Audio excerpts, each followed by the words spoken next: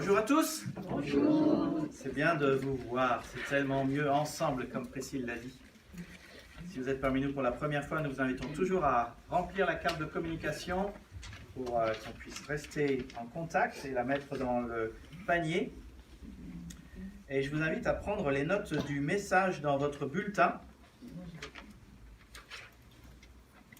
Aujourd'hui, nous j'aimerais avec vous parler de l'adoration. Alors, je ne sais pas si vous avez remarqué, mais dans ce monde, tous les hommes ressentent le besoin d'adorer le Seigneur. Il y a 6,5 milliards de personnes, 15 millions de juifs, 600 millions de bouddhistes, 800 millions d'hindouistes, 1,4 milliard de musulmans et 2,2 milliards de chrétiens. Il y a encore des athées, et vous savez ce que les athées font? Quand ils sont dans un concert de rock, et là il va falloir montrer l'image, il y a une image qui arrive, ils font comme ça. Et tu sais ce qu'ils font à ce moment-là? Ils adorent. Ils adorent la musique qu'ils sont en train d'écouter, ils adorent cette expérience unique qu'ils vivent, ils adorent cet infiniment grand avec lequel ils sont connectés, mais ils adorent. Et au fond de nous, nous avons tous ce besoin d'adorer. Nous sommes faits pour adorer. Nous sommes faits pour l'adoration. Et c'est universel. Sur tous les continents, les gens adorent. Alors, ce n'est pas toujours le même Dieu que le Dieu de la Bible. On est bien d'accord. Tous les dieux ne se valent pas. Le nôtre est l'unique vrai Dieu.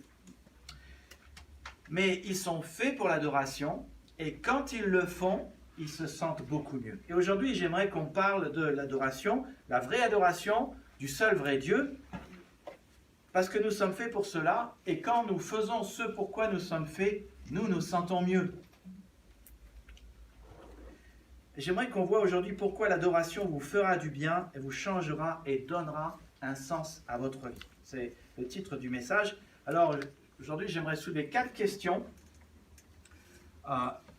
Des questions simples, mais qui nous permettent aussi de revenir à un certain nombre de choses de base, si je puis dire, dans notre vie. La première, c'est qu'est-ce que l'adoration?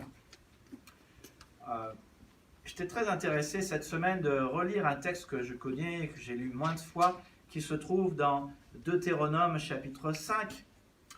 Nous y lisons « Je suis le Seigneur, ton Dieu, c'est moi qui t'ai fait sortir d'Égypte où tu étais esclave, tu n'adoreras pas d'autre Dieu que moi. » Adorer, c'est d'abord le premier commandement que Dieu nous a laissé. On oublie. Quand on parle des 10 commandements, on pense tout de suite, tu ne tueras pas, tu ne commettras pas d'adultère. Mais en fait, le premier commandement que Dieu nous laisse, c'est tu n'auras pas d'autre Dieu devant ma face. Pourquoi?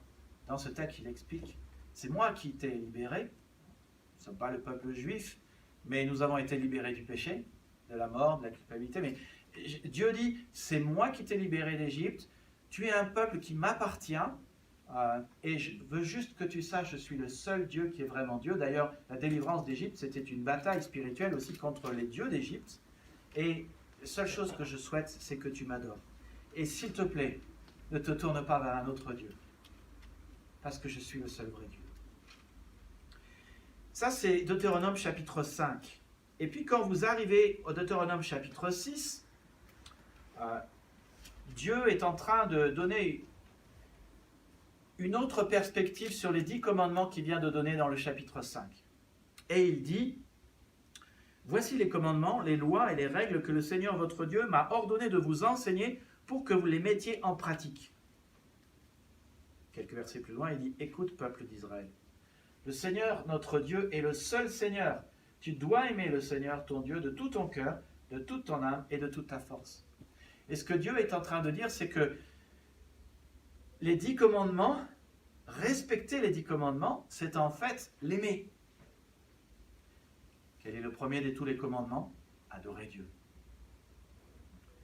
Et puis il y a un deuxième texte que vous connaissez, que nous reprenons souvent, qui est un texte important à notre Église, un texte que nous avons à cœur, qui est Romains chapitre 12, verset 1. Je vous exhorte, frères, par les compassions de Dieu, à offrir votre corps comme un sacrifice vivant, saint, agréable, ce qui sera de votre part un culte raisonnable. Là, Paul nous invite pour une raison précise, et cette raison, il l'a décrit, la compassion de Dieu. La compassion, c'est c'est l'amour que Dieu a pour nous, même si nous sommes au fond du trou, même si nous sommes dans la misère, même si nous allons mal. Parfois on se dit, je vais tellement mal, je suis tellement au fond du trou, c'est pas possible que Dieu m'aime. Mais si, dans ce texte, Dieu nous dit qu'il a de la compassion pour chacun de nous. Et Paul dit, il a décrit pendant les 11 premiers chapitres de Romains, cette compassion que Dieu a pour notre misère. Nous qui sommes des pécheurs, qui sommes séparés de Dieu par notre péché, qui sommes sous la colère de Dieu si nous ne croyons pas en lui, mais Dieu a eu pitié de nous, il a eu de la compassion pour nous, il a eu de la miséricorde, il nous a envoyé son Fils Jésus-Christ. Et il nous justifie par le sang de son Fils à la croix. Et il dit, rien que pour cette raison, pour ce que Dieu a fait pour vous, alors offrez votre corps. Offrir son corps, dans le grec, c'est une manière de dire, offrez votre vie entière au Seigneur. Et faire cela, c'est lui rendre un culte. Alors, on parle souvent dans nos milieux protestants de culte. Mais dans la Bible, chaque fois qu'on parle de culte, cela veut dire rendre un culte. Et rendre un culte, c'est quoi? Rendre un culte, c'est l'idée de rendre à Dieu ce qui lui est dû. Et bien sûr, c'est une manière de parler, parce que nous ne pouvons jamais rendre au Seigneur la vie éternelle qu'il nous a donnée. On ne peut jamais rendre au Seigneur le pardon qu'il nous a donné. D'ailleurs, lui, il n'a rien à pardonner, il est parfait. Il y a un certain nombre de choses qu'on ne peut pas lui rendre.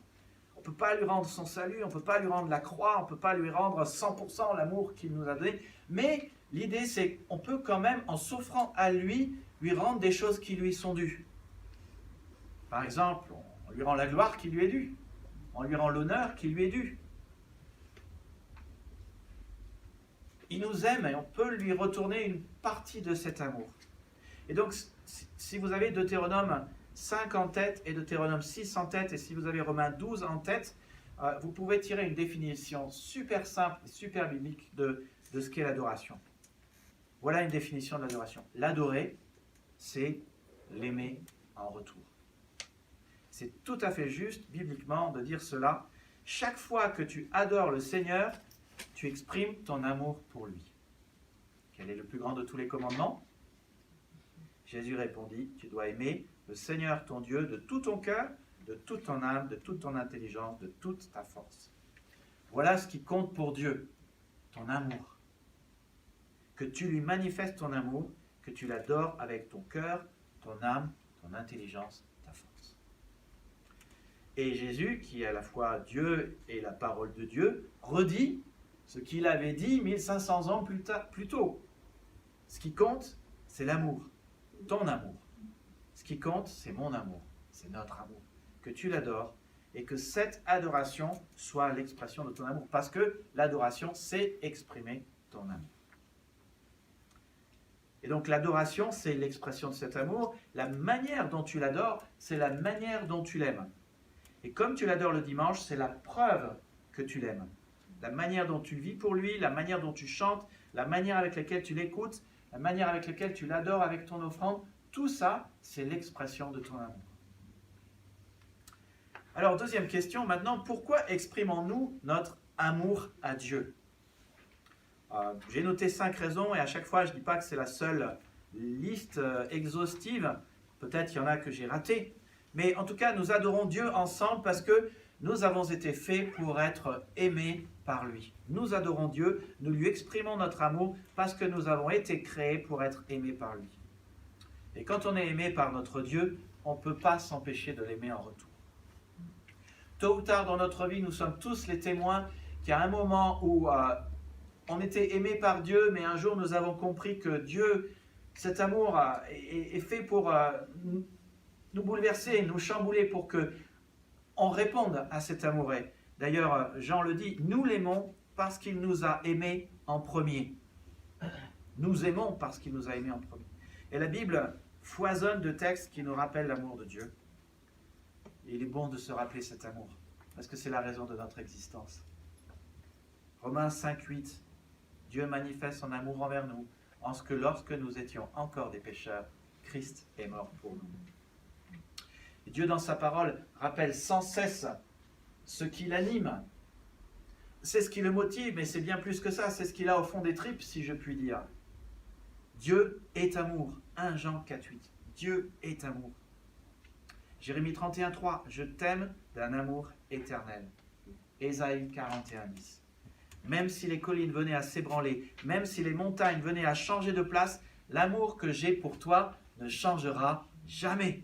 Et l'engagement que je prends d'assurer ton bonheur restera inébranlable. C'est moi, le Seigneur, qui te le dis, moi qui te garde ma tendresse.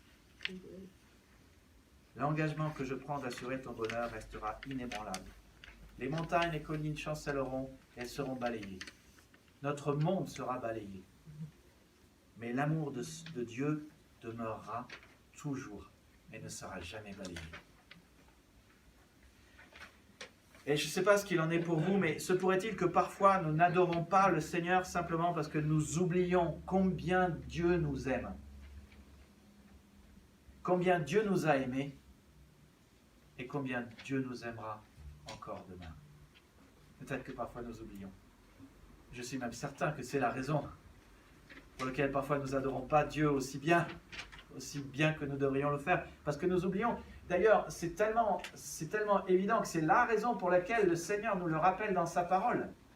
Nous ne devons jamais oublier qu'il nous aime à un tel point qu'à la croix, il a donné son Fils. Et que finalement, bon, son Fils ne l'a pas dit, mais son sacrifice à la croix, c'est comme s'il disait, vois combien je t'aime. Regarde, je préfère mourir que de passer l'éternité sans toi. C'est pour ça qu'il est mort, Jésus. Deuxième raison pour laquelle nous adorons Dieu ensemble, c'est parce que tout vient de lui, tout vient de Dieu. L'air que tu respires, ton cœur qui bat, ton corps, l'eau que tu bois, la nourriture que tu manges, le soleil, la pluie, tout vient de Dieu. Et en ce temps de pandémie, dans notre société, peut-être que la société occidentale est un peu plus comme ça, mais l'économie va bien, il n'y a pas de chômage, il y a tant de choses qu'on est en train de résoudre et on a tellement, nous, l'impression que nous, les hommes, nous sommes maîtres de tout. Faut-il qu'il y ait une pandémie pour que Dieu nous rappelle qu'on ne maîtrise rien? Rien du tout. Et que tout vient de lui. Les êtres vivants, les 24 vieillards dans Apocalypse 4, 11, louent le Seigneur et nous passerons cette éternité à louer le Seigneur et nous dirons des choses semblables parce qu'ils nous symbolisent. Ils disent, Dieu a créé toutes choses et c'est par ta volonté qu'elles existent et qu'elles ont été créées. Super verset. Super verset parce que ça veut dire que ta vie n'est pas le fruit d'un accident. Tu as été voulu, désiré, aimé. Ta vie n'est pas le fruit du hasard. Et ce qui se passe autour de toi n'est pas le fruit du hasard. Tout ce que tu as maintenant, ta famille, ton toit, l'air, l'eau, la nourriture, l'argent, tu l'as parce que Dieu le veut, parce que Dieu l'a créé, parce que Dieu le soutient. Il n'y a pas de hasard. Oublie cette notion. Au moment de construire le temple, David a fait une grande collecte. 300 millions d'euros dans une seule offrande. Waouh, je dis, quand je vois ça, je me dis, waouh, c'est de ça dont on a besoin pour avoir notre bâtiment. Hein? Ça nous arrangerait bien. Ainsi, la bonne nouvelle de Jésus-Christ serait beaucoup plus facilement propagée. On pourrait avoir notre culte le matin, on aurait l'espace qu'il faut, suffisant. Moi, c'est ça que je prie. Hein? David dit, la richesse, la gloire viennent de toi, qui domine sur toute chose. Tu possèdes la force, la puissance. Tu détiens le pouvoir d'élever et de fortifier qui tu veux. C'est pourquoi, notre Dieu, nous te louons en proclamant ton nom merveilleux. D'ailleurs, c'est une définition de la louange, ça. Louer Dieu, c'est dire publiquement qui il est et ce qu'il fait. Proclamer son nom merveilleux, c'est le louer. Et David dit, je ne suis rien. Mon peuple n'est rien. Ce n'est pas par nous-mêmes que nous avons le pouvoir de t'offrir ces dons. Nous avons tout reçu de toi et nous ne pouvons t'offrir que ce qui nous vient de toi. Et c'est ce que nous faisons. Il dit bien, cette offrande n'est possible que par tes dons. T'adorer n'est possible que parce que tout ce que nous avons vient de toi. Et il lui offre une partie de ce qui vient de lui. L'adorer, c'est cela. Nous lui rendons une partie de ce qu'il nous a donné. Alors tu me dirais peut-être, c'est un peu bête ça. Dieu nous donne, on va dire, 1000 et on lui retourne une partie. Pourquoi est-ce que Dieu ne garde pas simplement une partie et nous donne le reste? La réponse à cette question, c'est que Dieu veut que tu le reconnaisses comme ton Dieu. Dieu veut que tu reconnaisses que c'est lui qui pourvoit. Et la reconnaissance est un moyen de le reconnaître. C'est aussi simple. La reconnaissance, lui retourner une partie de ce qu'il nous donne, est un moyen de le reconnaître. C'est notre manière de dire, nous reconnaissons que tu es supérieur, nous reconnaissons ta supériorité, que tu es le Dieu qui pourvoit. Et reconnaître cela t'exprimons notre reconnaissance par quelque chose de concret et de pratique, c'est notre manière de t'adorer.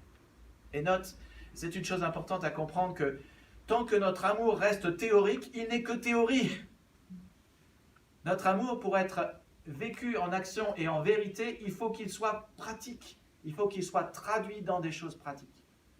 Si je dis à ma femme, chérie, je t'aime, et que c'est que de la théorie et que ça ne se traduit pas en pratique, elle va me dire, ouais, mais j'aimerais bien avoir les fruits. C'est exactement la même chose avec Dieu.